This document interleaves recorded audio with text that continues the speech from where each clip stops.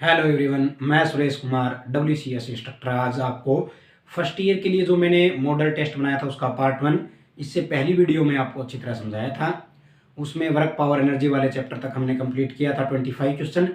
अब ये पार्ट 2 है, इसमें हम हीट एंड टेम्परेचर वाले चैप्टर से स्टार्ट करेंगे। तो शुरू करते हैं। सबसे पहले क्वेश्चन इसमें क्या आएगा, उसमें मैंने 25 तक क्वेश्चन करवा दिए हैं, तो आज इसमें 26 से शुरू कर रहे हैं। ठीक है। 26 नंबर क्वेश्चन क्या है, उष्मा की एसआई इकाई क्या है। बढ़िया क्वेश्चन है। उष्मा की एसआई इकाई क्या है। ऑप्शन देखिए, कैलोरी,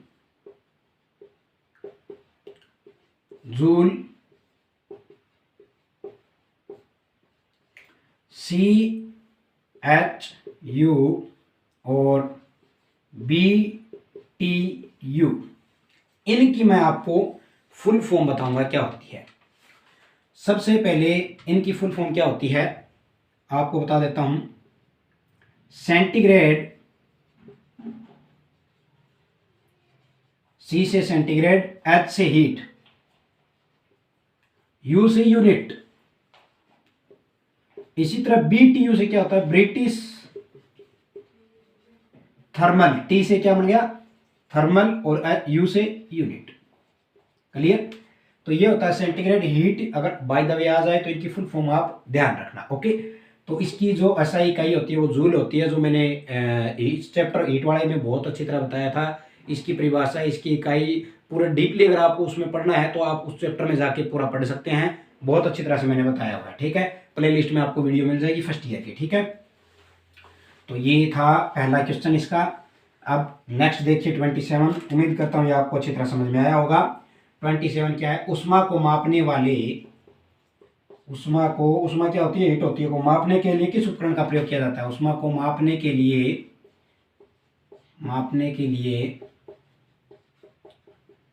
किस उपकरण का प्रयोग किया जाता है। किसका किया जाता है आपको पता ही होगा। ऑप्शन देख लीजिए आप, कैलोरीमीटर, थर्मामीटर, कैलोरीमीटर, थर्मोमीटर, और नेक्स्ट है पायरोमीटर, और लास्ट है बैरोमीटर। बढ़िया क्वेश्चन है, पायरोमीटर और बैरोमीटर। कौन सा होता है इनमें से जो उष्मा को मापेगा। आप किस तरीके से याद रखोगे, उष्मा को कैलोरी होती है तो कैलोरीमीटर। ओके। थर्मोमीटर और जो पायरोमीटर होता है ये तापमान को मापते हैं। किसको, तापमान, जो टेम्परेचर होता है। ये होती है हीट, उष्मा। इसको मापने के लिए कैलोरीमीटर, उष्मा को मापने के लिए कैलोरीमीटर। और अगर तापमान की बात आ जाए तो थर्मोमीटर और पायरोमीटर। थर्मोमीटर क्या करता है, कम तापमान को मापता है, और अत्यधिक तापमान को मापने के लिए हम पायरोमीटर का प्रयोग करते हैं। Okay, clear. रह गया बैरोमीटर। आप सभी को पता है क्या, वायुमंडलीय दबाव को मापने के लिए बैरोमीटर का प्रयोग किया जाता है। वायुमंडलीय दबाव को मापने के लिए बैरोमीटर का प्रयोग किया जाता है। तो चारों ही मैंने बता दिए हैं आपको। उम्मीद करता हूं ये आपको अच्छी तरह समझ में आए होंगे। नेक्स्ट देखिए क्या है, बहुत बढ़िया क्वेश्चन है। पानी की विशिष्ट उष्मा का मान क्या है। 28, बहुत बढ़िया। पानी की विशिष्ट उष्मा का मान, स्पेसिफिक हीट। विशिष्ट को क्या कहते हैं, स्पेसिफिक। उष्मा यानी हीट, यानी स्पेसिफिक हीट का मान, पानी की विशिष्ट उष्मा का मान क्या है। 4, 3, 2 और 1। तो कितना होता है इसका, 1, 1 होता है। पानी की विशिष्ट उष्मा का मान 1 होता है। आगे 29 नंबर क्वेश्चन है। देखिए क्या है, 45 डिग्री सेंटीग्रेड को फ़ारेनहाइट में बदले। बहुत बढ़िया क्वेश्चन है। 45 डिग्री सेंटीग्रेड, सेंटीग्रेड सी को फ़ारेनहाइट यानी F फॉर डिग्री में बदले। ऑप्शन देखिए क्या है, ऑप्शंस देखिए। 110 फ़ारेनहाइट, गुड। बी है 111 डिग्री फ़ारेनहाइट यानी 111 112 और लास्ट है 113 डिग्री फ़ारेनहाइट। आप बताएं कौन सा इसमें से है। तो आपको उसके लिए सबसे पहले आपको याद होना चाहिए तापमान। मैंने बहुत बढ़िया तरह से टेबल में भी समझाया, ये एक टेबल बना के आपको समझाई थी अगर आपको याद है तो। उसमें मैंने बताया था तापमान को मापने के लिए हमारे पास 4 स्केल्स होते हैं। कौन कौन से?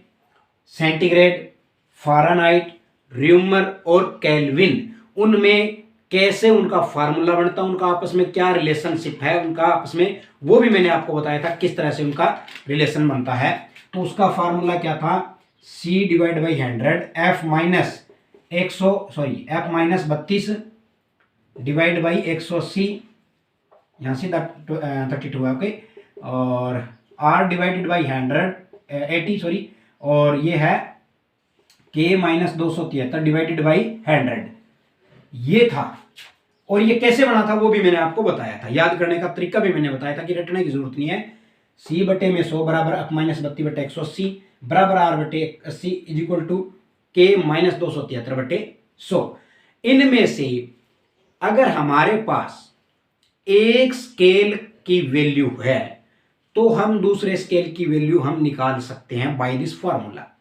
यहां पे सेंटीग्रेड हमें दिया हुआ है और हमें निकालना फ़ारेनहाइट, तो वी नो डेट C बटे में 100 बराबर F माइनस 32 बटे 180, हम ये लेके निकाल लेंगे।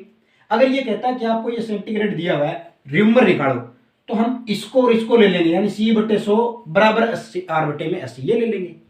अगर ये कहता है केल्विन निकालिए, तो हम इसको भूल जाएंगे बीच वाले को, C बटे में 100 बराबर K माइनस 273 बटे में 100।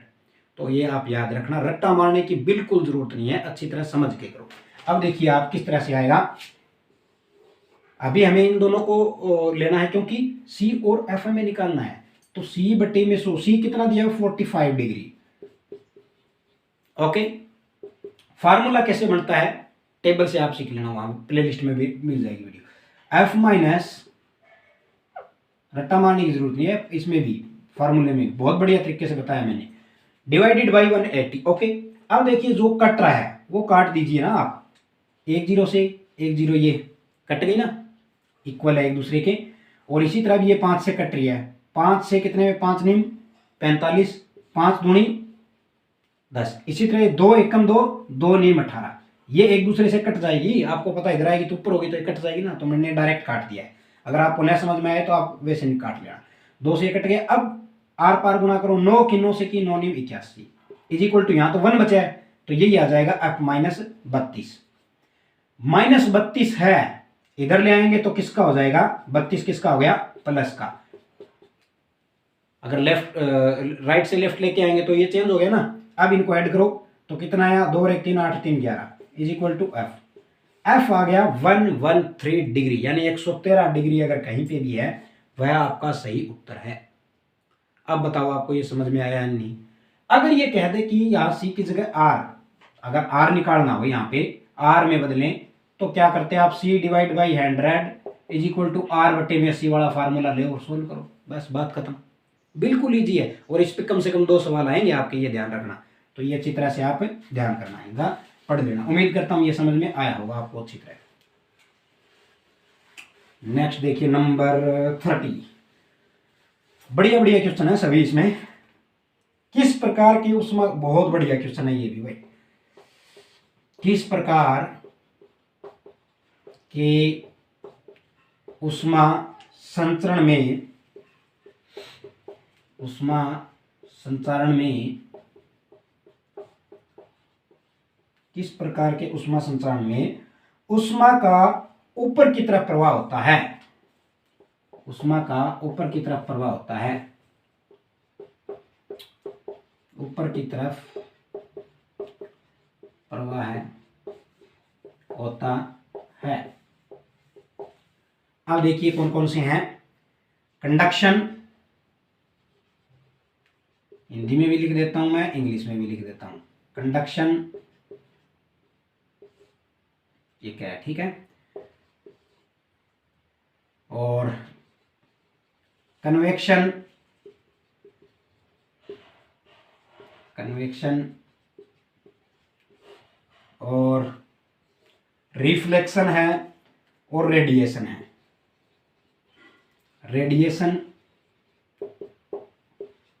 और रिफ्लेक्शन, रेडिएशन और रिफ्लेक्शन, रिफ्लेक्शन, ठीक है, रिफ्लेक्शन हो गया, हाँ ठीक है। तो किस प्रकार के ऊष्मा संचारण में ऊष्मा ऊपर की तरफ प्रवाह होता है? ये तीन तरह की मैंने आपको बताई थी। कौन कौन सी? कंडक्शन बताई थी, कन्वेक्शन बताई थी और रेडिएशन बताई थी। बहुत बढ़िया तरीके से समझाया था, उदाहरण समेत मैंने बाय एग्जांपल देके आपको अच्छी तरह समझाया था। तो किस प्रकार की में ऊपर की तरफ जो होगा वो आएगा कन्वेक्शन। ओके, अगर डीपली पढ़ना तो मैंने आपको बताया इतना, क्योंकि इसमें टाइम दूंगा तो फिर ये क्वेश्चन रह जाएंगे, है ना। तो अगर डीपली पढ़ना तो आप वहां जाके पढ़ना। तो किस प्रकार के ये आ गया आपका कन्वेक्शन में ऊपर की तरह उष्मा का प्रभाव होता है। अब नेक्स्ट देखिए, इसी से रिलेटेड है एक और, किस प्रकार का उष्मा संचरण भौतिक संपर्क के माध्यम से होता है। तो किस प्रकार का उष्मा संचरण में, यहां से काट देता हूं मैं, यहां से क्वेश्चन ऑप्शन यही रहेंगे, थोड़ा अलग बनाया मैंने इसी में। संचारण भौतिक संपर्क के माध्यम से होता है, भौतिक संपर्क के माध्यम से होता है, के माध्यम से होता है, ठीक है। तो इसमें अब क्या रहेगा, ये ऑप्शन न रह के कौन सा आएगा अब ये नहीं रहेगा, कन्वेक्शन नहीं रहेगा, क्योंकि उसमें तो ऊपर की तरह होता है। तो भौतिक संपर्क के माध्यम से जो होने वाला होता है वह क्या होता है? कंडक्शन होता है। ओके, तो इसका ऑप्शन क्या आएगा, आंसर क्या आएगा? कंडक्शन। ओके, अब है ये 31 था। अब 32 नंबर क्वेश्चन, नंबर 32। नंबर 32 है, बहुत बढ़िया क्वेश्चन है। 3x रेखीय प्रसार के लिए किस शब्द का प्रयोग किया जाता है? 3x रेखीय प्रसार के लिए किस शब्द का प्रयोग किया जाता है?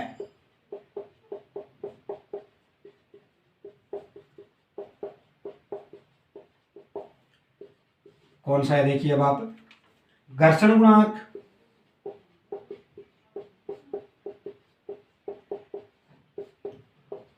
बी है रेखीय प्रसार गुणांक, सी है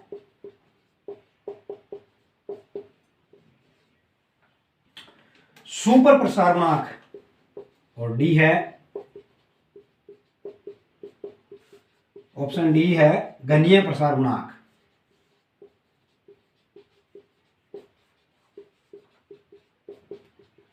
तो इसमें कौन सा आएगा? ये कह रहा है कि 3x रेखीय प्रसार के लिए, इसके लिए बात कर रहा है, 3x प्रसार के लिए किस शब्द का प्रयोग करते हैं? तो नाम से ही पता चल रहा है किससे आएगा? घनीय प्रसार गुणांक आएगा। ओके, तो ये था नंबर 32। ये आता है समीकरण वाले में से है ये, तो इसमें ये क्वेश्चन आ जाता है, एक चर दो चर के लिए आ जाता है इसमें, वो भी आप थोड़ा देख लेना।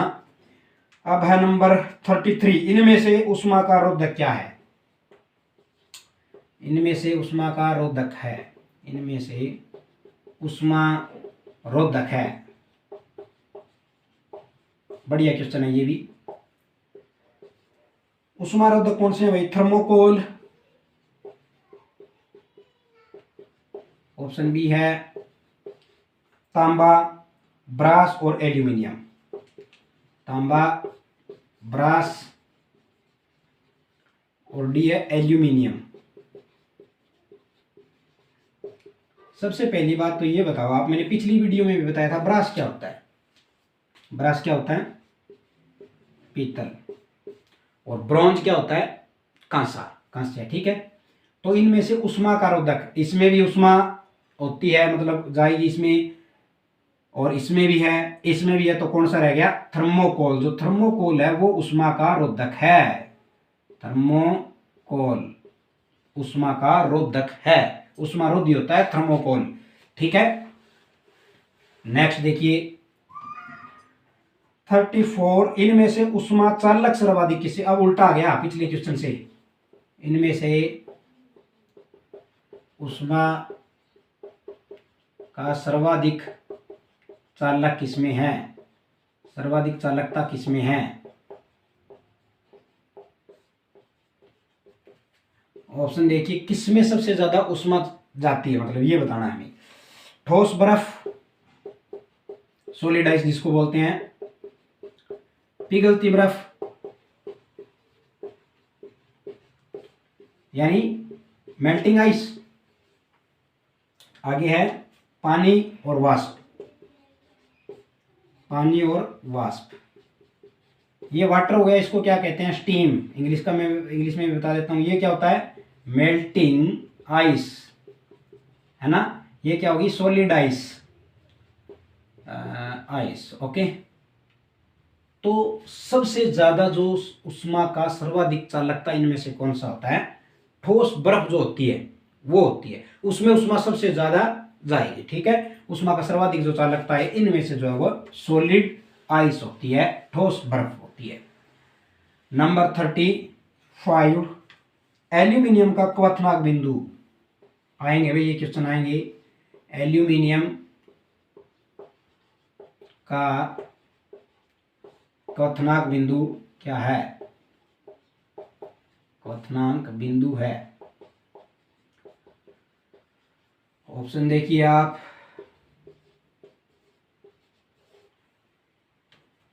660 डिग्री सेंटीग्रेड, आगे है 700 डिग्री सेंटीग्रेड, नेक्स्ट है 750 डिग्री सेंटीग्रेड और 850 डिग्री सेंटीग्रेड। तो इनमें से एल्यूमिनियम का जो क्वथनांक बिंदु जो होता है वो कौन सा होता है, 660 डिग्री सेंटीग्रेड। इसको क्या कहते हैं, मेल्टिंग पॉइंट कहते हैं। ठीक है, ये हो गया मेल्टिंग पॉइंट। इसी तरह गलनांक बिंदु भी इसका पता होना चाहिए आपको, गलनांक बिंदु। गलनांक बिंदु के लिए भी मैं आपको ऑप्शन दे देता हूं। गलनांक बिंदु के लिए हो गया 2350 डिग्री, 2519 डिग्री, नियर अबाउट होता है, 2520 भी कर लो आप, कोई इशू नहीं है। ठीक है, और 2598 डिग्री, और इसी तरह 2619 डिग्री सेंटीग्रेड। इनमें से अगर गलनांक बिंदु की बात आए तो कौन सा होता है, 2519 डिग्री, यानी 2520 भी आप कर सकते हैं, कोई इशू नहीं है। तो 2519 डिग्री एग्जैक्ट है इसका कौन सा, गलनांक बिंदु, किसका, एल्यूमिनियम का। और एल्यूमिनियम का क्वथनांक बिंदु कितना होता है, 660 डिग्री सेंटीग्रेड। ओके, तो ये था एल्यूमिनियम का। अब बात पानी का भी आ जाता है भाई, पानी का भी आ जाता है। पानी का बता देता हूं मैं वैसे। पानी का जो कितने नंबर था ये क्वेश्चन, 36 नंबर। देखो, पानी का जो क्वथनांक बिंदु है वो भी मैं आपको बता देता हूं। पानी का क्वथनांक बिंदु कितना होता है, 100 डिग्री सेंटीग्रेड। ठीक है, ये मैंने पिछली वीडियो में बताया था, मतलब इसका जो चैप्टर है उसमें भी बताया था, और ये पिछले साल आया भी था, एग्जाम में भी ये आया था। तो पानी का क्वथनांक कितना होता है, 100 डिग्री सेंटीग्रेड। ओके, नेक्स्ट देखिए 36, दाब की एसआई इकाई।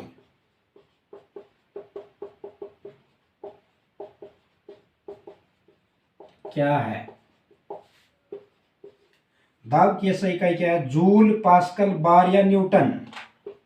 जूल, पास्कल और बार या न्यूटन।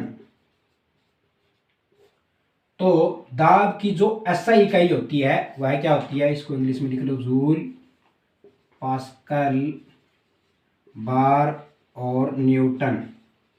अगर इंग्लिश में भी पूछा जाए तो आप इनमें से बता देना। तो दाब की एसआई इकाई क्या होती है, पास्कल होती है। ओके, नेक्स्ट देखिए,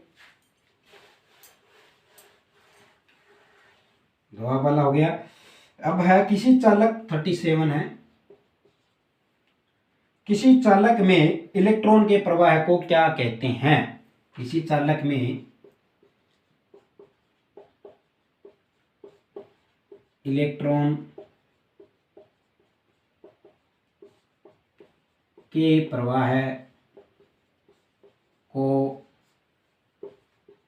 क्या कहते हैं। ओके, क्या कहते हैं, वोल्ट, प्रतिरोध, इलेक्ट्रिकल वाले है ना वो बता सकते हैं, उनको तो पता ही है फिर क्या कहते हैं ना, करंट, और डी है वाट। तो बताइए क्या कहते हैं, कोई चालक है उसमें इलेक्ट्रॉन के प्रवाह को क्या कहते हैं, विद्युत करंट, या इसको विद्युत धारा भी कह देते हैं, दोनों ही बात है, ठीक है, विद्युत धारा भी बोलते हैं इसको, ठीक। तो विद्युत धारा या विद्युत करंट जो है ये किसी भी चालक में प्रवाह, मतलब तार में से कोई भी चालक है उसमें से अगर इलेक्ट्रॉन का प्रवाह हो रहा है तो वह करंट कहलाता है, यानी करंट किसे कहते हैं, इलेक्ट्रॉन के प्रवाह के कारण जो चलता है उसी को करंट कहते हैं। नेक्स्ट देखिए 38 आ गया ना, विद्युत धारा की इकाई क्या है, बढ़िया क्वेश्चन है, यानी विद्युत करंट हो गया, विद्युत धारा की इकाई, इकाई क्या है, वोल्ट, वाट, एम्पियर, एम्पियर को ऐसे भी लिखते हैं ऐसे भी लिखते हैं,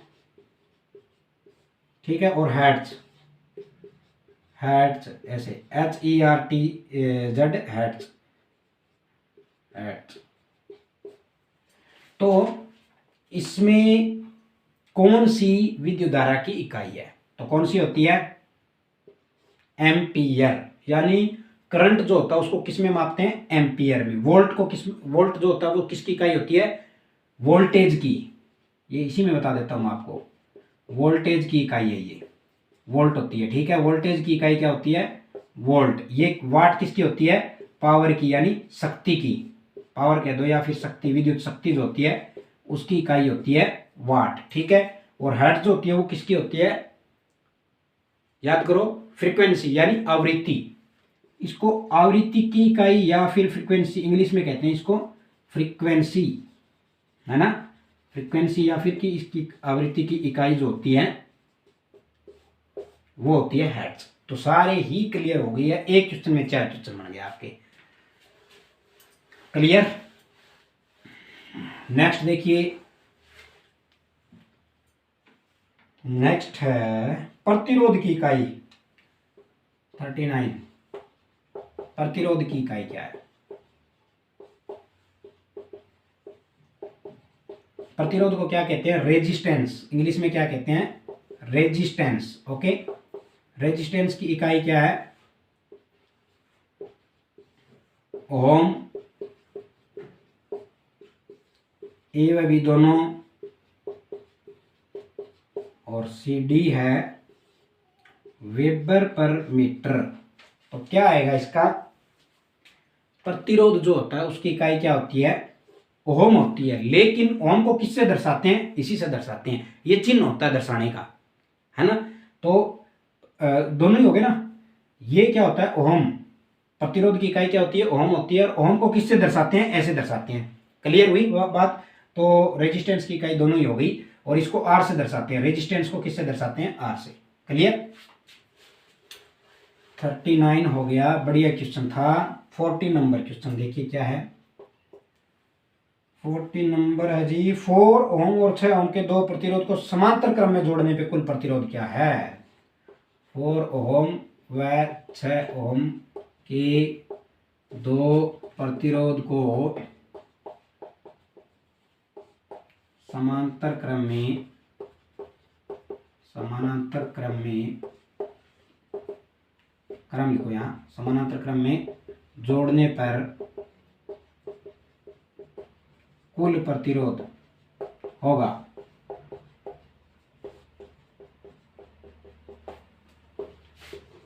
ऑप्शन देखिए क्या है, 2.4 ओम, बी ऑप्शन है 3.6 ओम, सी ऑप्शन है 10 ओम, और डी है 10.4 ओम। तो सबसे पहली बात यह है, तुक्का नहीं मारना कहीं आप सीधा लिखो हाँ भाई 6 और 4 10 कर दो, ऐसा नहीं होगा। आपको क्या करना है, इसका फार्मूला याद होना चाहिए, ठीक है ना। मैं आपको दोनों का ही बताऊंगा, अभी मैंने बात की समांतर क्रम की, तो पहले ये समझाऊंगा फिर श्रेणी क्रम भी बताऊंगा। तो फार्मूला क्या होता है, 1/RT, यानी 1/R1 + 1/R2, ये होता है जब समांतर क्रम में प्रतिरोध जोड़ते हैं तो उनका फार्मूला बनेगा ये। तो यहाँ पे 1/RT, RT का मतलब total resistance is equal to 1/R1। पहला R1 कितना है 4, दूसरा कितना है 6, इनको जोड़ेंगे तो क्या आएगा। सबसे पहले तो इनको क्या लो आप, इनका एलसीएम लो, 2 दूनी 4, 2 3 6, तो कितने 4 और 6 का एलसीएम लेना आता होगा। मैं तो डायरेक्ट बता दूंगा, आपको पता होना चाहिए ना, ठीक है। तो कितना है देखिए निकालने के लिए, 2 दूनी 4 और 2 3 6, यही बना, आगे जा नहीं रहा, तो 2 दूनी 4 3 12 आया। अब देखिए 4 3 12, 3 आया, 3 एकम 3 ऊपर वाले के साथ, 6 दूनी 12, 2 आया, 2 एकम 2, यानी 3 और 2 कितने हो गए 5/12। ये क्या आ गया 5/12, 1/RT आया, टोटल नहीं आया। अब इसको हमें कुल प्रतिरोध चाहिए ना, ये कह रहा है RT का मतलब कुल प्रतिरोध हो गया, हमें इसको पलट देना है। तो RT बटे में 1 लिखो या ना लिखो कोई इफेक्ट नहीं पड़ेगा, 1 से डिवाइड करने पे यही आएगा। जब ये रकम पलट गई तो ये भी पलट गई, यानी 12/5। अब इसको हल करो, 5 दूनी 10, 2 बच के 5 चौके 20, यानी 2.4 जहां भी है वह आपका सही उत्तर है। और प्रतिरोध को हम किस में मापते हैं, ओम में, तो ये आगे ओम लगा दिया हमने। क्लियर हुई कि नहीं हुई बात, ये अच्छी तरह से आपको समझ में आ गया होगा, उम्मीद करता हूँ। अब देखिए मैं बात करता हूँ, ये तो मैंने बताया आपको समांतर क्रम का ये फार्मूला होता है। अगर हम बात करते हैं, इसको कहते भी श्रेणी क्रम में जोड़े, तो श्रेणी क्रम में क्या आएगा, सीधा होता है RT is equal to R1 plus R2, उसमें सीधा जुड़ेगा बस। तो R1 कितना है 4 ओम, और ये कितना है 6 ओम, कितना आ गया 10 ओम। अगर श्रेणी क्रम होता तो ये आ जाता। क्लियर हुई। और समांतर क्रम में ये हुई।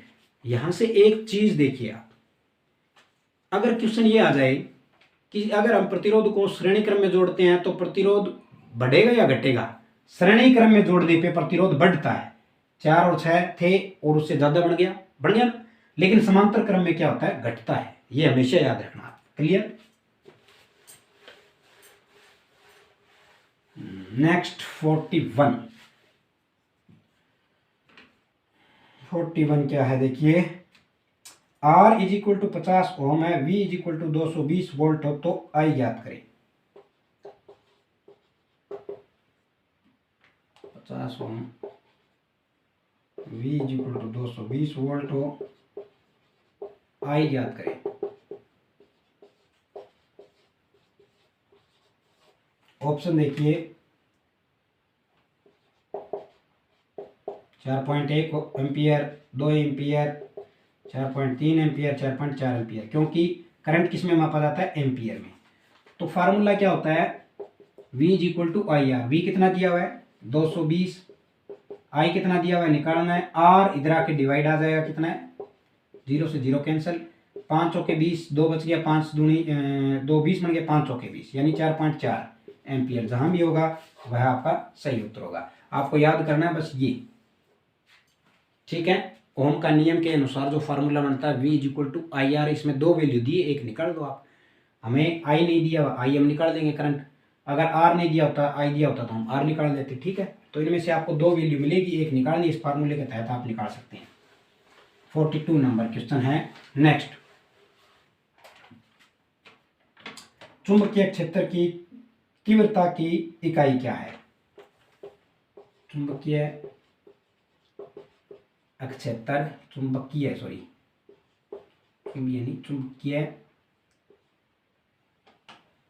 क्षेत्र की तीव्रता की इकाई याद करें। ऑप्शन देखिए क्या है, weber per metre square, metre per weber square नहीं है, सॉरी सीधा है। और नेक्स्ट है हेर्ट्ज और कूलम, एच जेड लिख देता हूँ मैं सीधा, हेर्ट्ज और कूलम CU, ठीक है। तो कौन सी आएगी, सबसे पहली बात यह है मैग्नेटिक फील्ड, ये है इंटेंसिटी, यानी the unit of intensity of magnetic field. What is the unit of magnetic intensity of magnetic field, तो क्या आएगा weber per metre. Okay, weber per metre. ये फ्लक्स की होती है, ये प्रति एरिया है, तो वो आ गया मीटर, ठीक है। कितने क्षेत्र की है। नेक्स्ट देखिए, इलेक्ट्रिक पावर की इकाई क्या है, मैंने पहले भी बताई थी, शायद थोड़ी देर पहले बताई थी। इलेक्ट्रिक पावर की इकाई, इलेक्ट्रिक पावर यानी शक्ति की इकाई, हाँ बताई थी कि क्या है, भूल गए, क्या याद है, क्या थी, वाट। मैंने बताया था ना उस जो करंट वाले में, तो उसमें वोल्ट वाले में तो वो वाट होती है इसकी इकाई। मैं डायरेक्ट लिख देता हूँ। आगे 44 क्वेश्चन नंबर है 44। बल और इकाई क्षेत्र के अनुपात को क्या कहते हैं? वाह क्या बात है, बहुत बढ़िया क्वेश्चन। बल और इकाई क्षेत्र के अनुपात को क्या कहते हैं? इकाई क्षेत्र के अनुपात को क्या कहते हैं?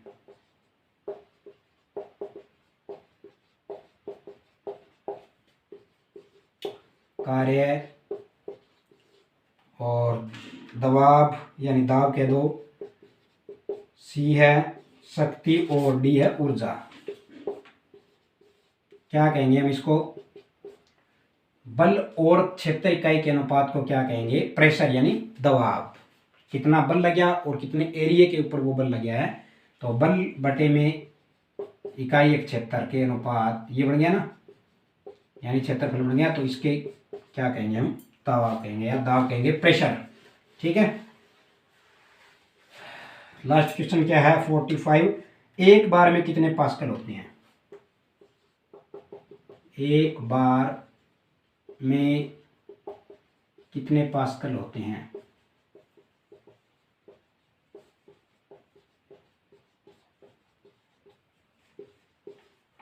ऑप्शन देखिए, 105 पास्कल, बी है 109 पास्कल, सी है 113 पास्कल और डी है हाँ डी है 117 पास्कल। तो कितने होते हैं? एक बार के अंदर 105 पास्कल होते हैं।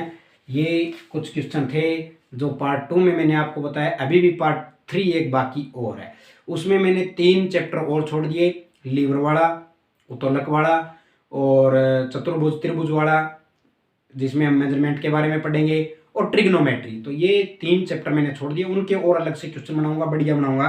तो पार्ट 3 भी मैं जल्द ही 1-2 दिन में अपलोड कर दूंगा। तो उम्मीद करता हूँ ये सभी वीडियो की जो इस वीडियो के सभी क्वेश्चन जो आपको अच्छी तरह से समझ में आए होंगे। तो हमारी वीडियो को लाइक करें, अधिक से अधिक शेयर करें और चैनल को सब्सक्राइब करें। Thank you so much for watching.